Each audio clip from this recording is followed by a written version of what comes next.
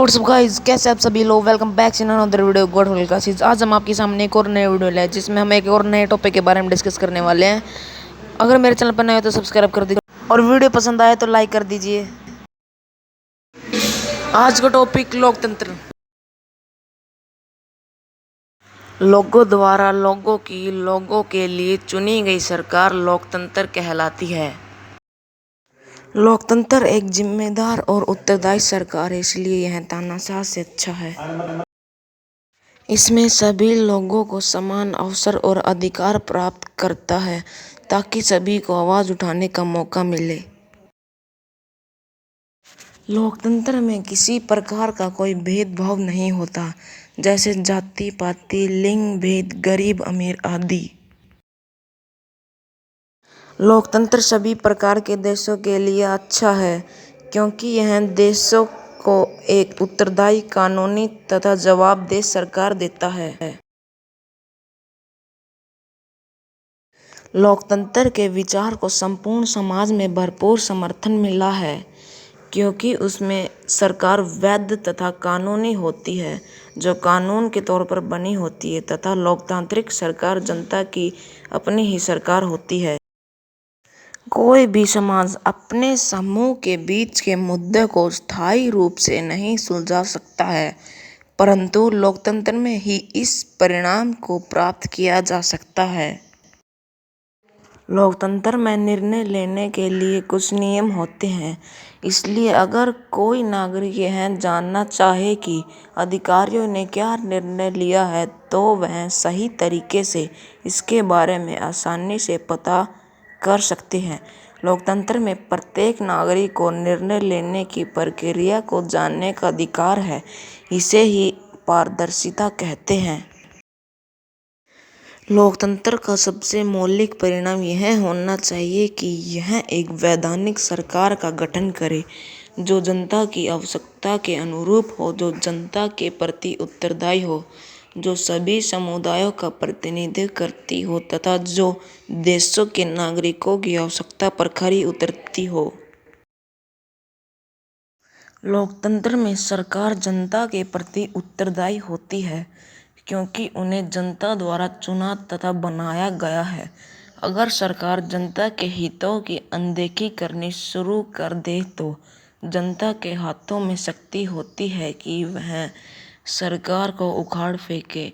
इसलिए ही सरकार जनता के कल्याण के कार्य करती है ताकि ऐसी स्थिति न आए। लोकतंत्र अपने नागरिकों को प्रत्येक प्रकार की समानताएं प्रदान करता है।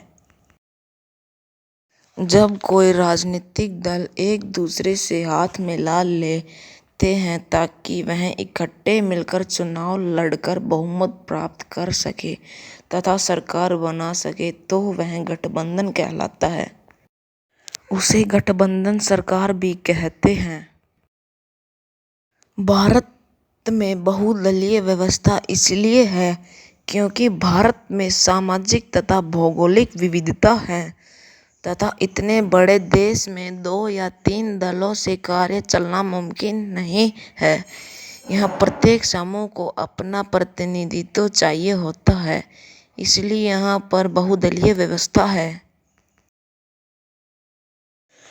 राष्ट्रीय दल वह दल होते हैं जिनकी शाखाएं देश के लगभग सभी राज्यों में होती है, परंतु महत्वपूर्ण बात यह है कि सभी शाखाएं उन एक समान नीति, कार्यक्रम अथवा प्लान के पीछे चलते हैं जो कि उनकी केंद्रीय सत्ता ने तय किए होते हैं।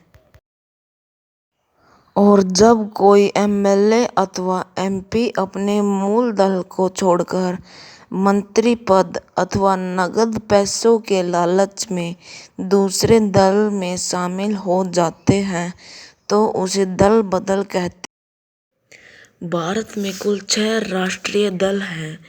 पहला इंडियन नेशनल कांग्रेस, दूसरा बहुजन समाज पार्टी, तीसरा भारतीय कम्युनिस्ट पार्टी, चौथा भारतीय जनता पार्टी, पांचवा भारतीय कम्युनिस्ट पार्टी मार्क्सवादी, छठा राष्ट्रीय कांग्रेस पार्टी। लोकतंत्र का अर्थ है जनता का शासन। राजनीतिक दल जनता की आवाज है तथा उनकी समस्याओं को हल करने का प्रयास करते हैं। यह भी लोकतंत्र का एक रूप है तथा इस कारण ही यह संसार के सभी लोकतंत्रों के लिए आवश्यक है। इससे संबंधित प्रश्न नंबर 1, वह शासन व्यवस्था जिसमें समस्त शक्तियाँ किसी एक व्यक्ति अथवा दल के हाथों में केंद्रित होती है तथा वह अपनी इच्छा अनुसार शासन चलाता है, वह क्या कहलाता है? ऑप्शन आपके सामने। ऑप्शन नंबर फर्स्ट तानाशाही, सेकंड कानूनी सरकार, थर्ड कानून के लक्षण, फोर्थ शासन व्यवस्था।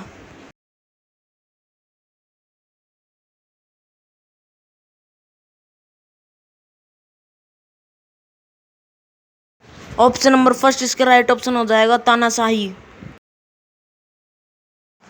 प्रश्न नंबर 2, वह सरकार जिसमें लोग स्वयं एकत्रित होकर अपने जनप्रतिनिधि नियुक्त करते हैं तथा कानून बनाते हैं, वह कौन सी सरकार है? ऑप्शन आपके सामने। ऑप्शन नंबर फर्स्ट गठबंधन लोकतंत्र, सेकंड प्रत्यक्ष लोकतंत्र, थर्ड राजनीति, फोर्थ उत्तराधिकारी।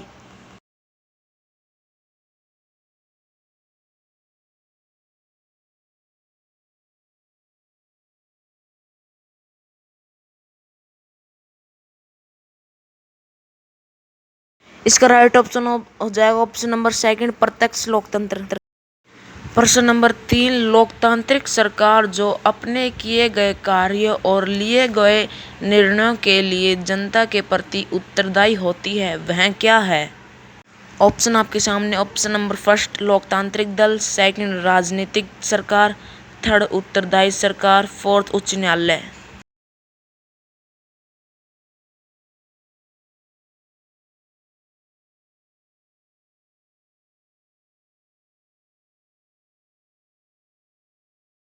उत्तर है ऑप्शन नंबर 3 उत्तरदायी सरकार।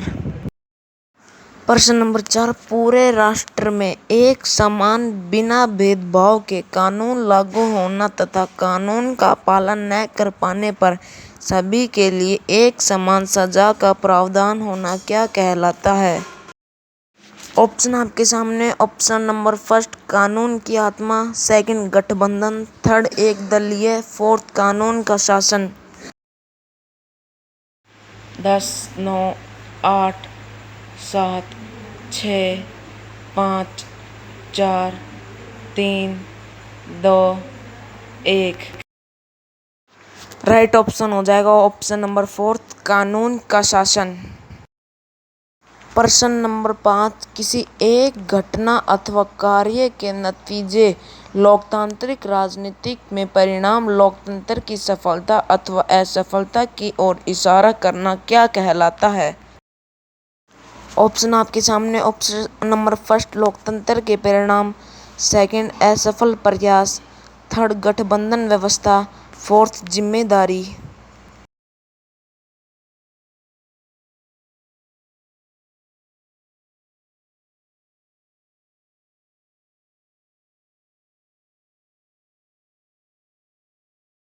राइट ऑप्शन हो जाएगा ऑप्शन नंबर फर्स्ट लोकतंत्र के परिणाम। प्रश्न नंबर 6, लोगों द्वारा लोगों के लिए चुनी गई सरकार क्या कहलाती है? ऑप्शन आपके सामने। ऑप्शन नंबर फर्स्ट तानाशाही, सेकंड लोकतंत्र, थर्ड जबरदस्ती, फोर्थ मारपीट।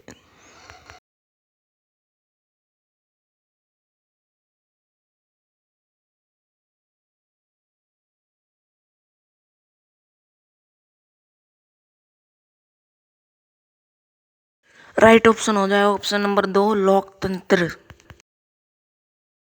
प्रश्न नंबर 7, ग्रामीण क्षेत्रों में लोगों द्वारा चुने गए सरपंच, पंच, अन्य सहकारी समितियां आदि, इनका कार्यकाल कितना होता है? ऑप्शन आपके सामने। ऑप्शन नंबर फर्स्ट 5 वर्ष, सेकंड 6 वर्ष, थर्ड 2 वर्ष, फोर्थ 20 वर्ष। आपका 10 सेकंड का टाइम शुरू होता है अब।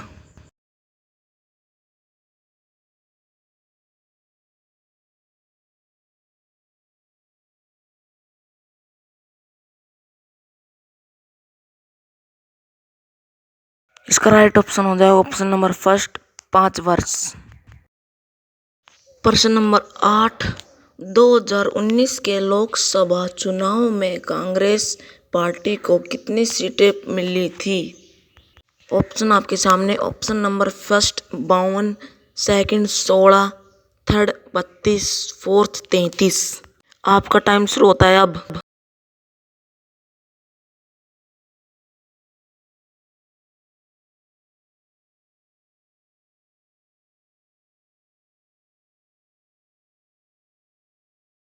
ऑप्शन नंबर फर्स्ट इसका राइट ऑप्शन हो जाएगा, 52 सीटें प्राप्त हुई थी। प्रश्न नंबर 9, भारतीय जनता पार्टी की स्थापना कब हुई? ऑप्शन आपके सामने। Option number first 1980, second 1857, third 1947, fourth 1919।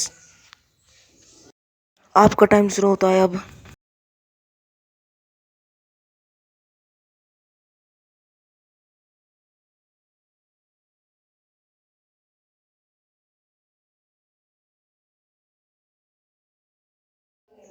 Option number first इसका राइट ऑप्शन हो जाएगा 1980। 1980 में भारतीय जनता पार्टी की स्थापना हुई। इससे एक क्वेश्चन ये भी बन सकता है कि क्यों हुई?